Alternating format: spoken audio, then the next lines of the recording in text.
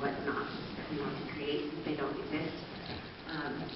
How does this culture of accountability play into our very specific 48-hour rule when it comes to officers involved in shooting?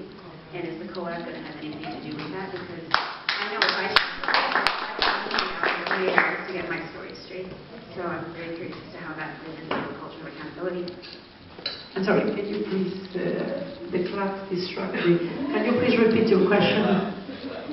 So, I would like to know how, if we are going to create a culture of accountability, how does a 48-hour rule play into that? And since I'm assuming most people don't know what it is, if either Deanna or maybe the Justice could explain what our 48-hour rule is and why it is implemented.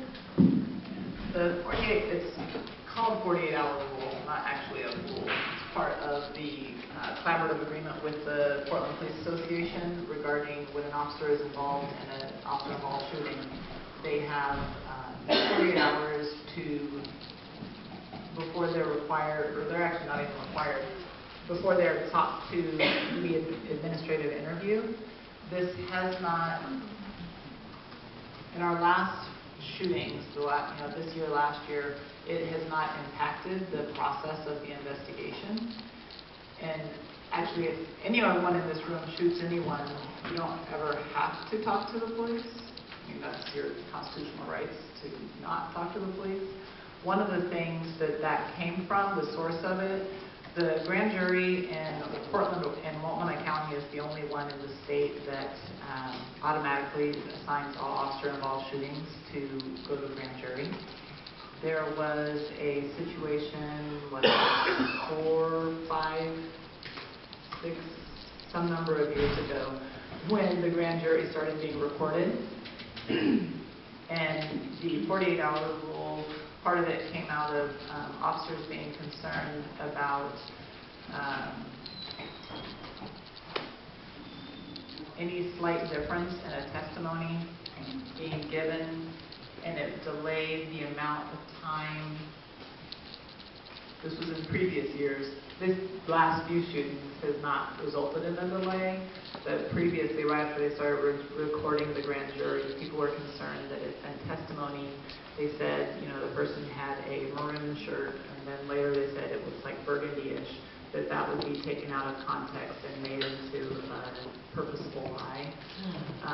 There was a lot of concern about any difference in a statement from an original one to a later one might bring in the public, because the media, officers were perceiving that the media was not going to treat them favorably. So there's a lot of there was a lot of complex things that went around with that. But the 48-hour rule itself has not delayed investigations, has not delayed information getting to the internal affairs or the IPR at the time that they need it. It just hasn't. We don't know. It's part of the bargaining. I mean, the contract comes up for bargaining in 2017. And honestly, anything that's in the contract, if we want to get rid of it, part of bargaining is what do we want to give up. So that's part of the bargaining process. Fue una pregunta acerca de lo que es la regla de 48 horas y cómo está siendo implementada. Se habló de un contexto que sucedió hace 4 o 5 años. Después se habló de que esta regla de 48 horas, que no es una regla, no estaba retrasando la investigación, que es parte de un contrato que tiene la policía. Ese contrato va a expirar en el 2017 y si quiere quitarse esa regla de 48 horas, entonces, ¿qué es lo que vamos a dar a cambio? Let me take it from a slightly different perspective. First of all, Deanna is absolutely correct that the 48-hour rule that exists here is a result of collective bargaining between the city and the union. Okay, so the settlement agreement, when they negotiated that, could not impact that collective bargaining agreement. Now, that may mean that there could be legislation that would remove something like that from from collective bargaining. I don't know well, there could be legislation. I don't know the answer to that part of it. The basis of this whole thing is a U.S. Supreme Court case called Garrity. And what Garrity was concerned with was compelling statements from basically an employee. And so the police are employees.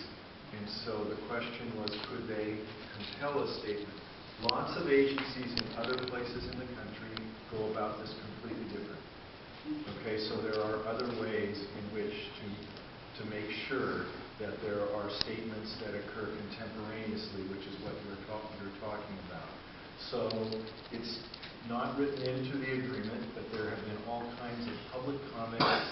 People understand what this is about, and I'm sure that in the process of community involvement and engagement, this cannot help but be a subject of this process. But that's the reality of where you find it. Esta ley de 48 horas fue un acuerdo entre el contrato colectivo de negociaciones de la policía y su sindicato junto con la ciudad.